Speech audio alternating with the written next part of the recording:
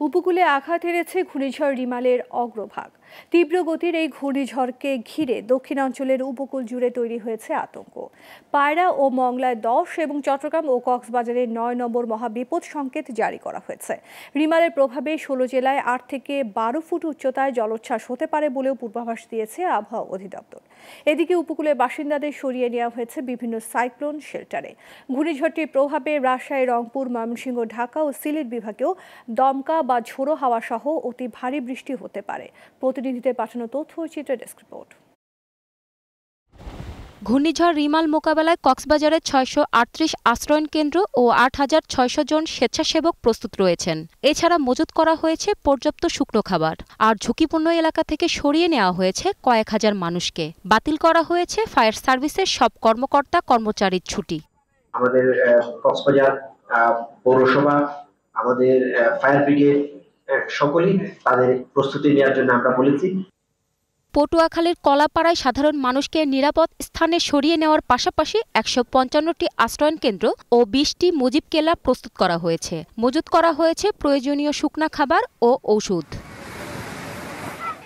দুর্যোগ মোকাবেলায় ভোলায় প্রস্তুত রয়েছে 869টি আশ্রয়ণ কেন্দ্র। খোলা হয়েছে 8টি কন্ট্রোল রুম সহ 12টি মুজিব কেল্লা। এছাড়া জেলা শহর সহ 7টি উপজেলায় 8টি কন্ট্রোল রুম খোলা হয়েছে।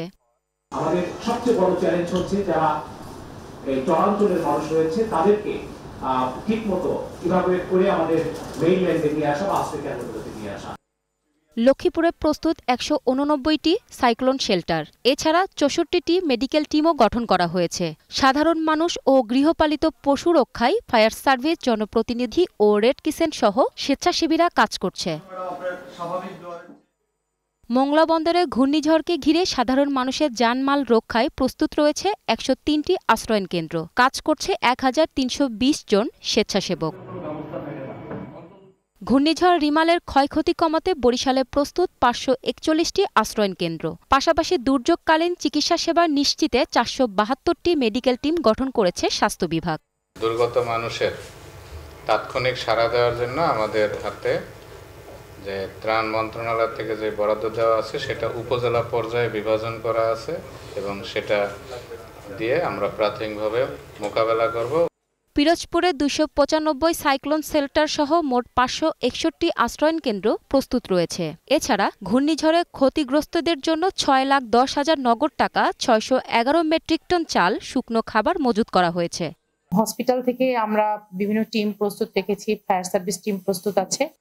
ঘূর্ণিঝড় মোকাবেলায় উপকূলের কাছাকাছি সবগুলো জেলা ও উপজেলায় সতর্ক রয়েছে ফায়ার সার্ভিস, রেড ক্রিসেন্ট ও medical team. Global television news desk.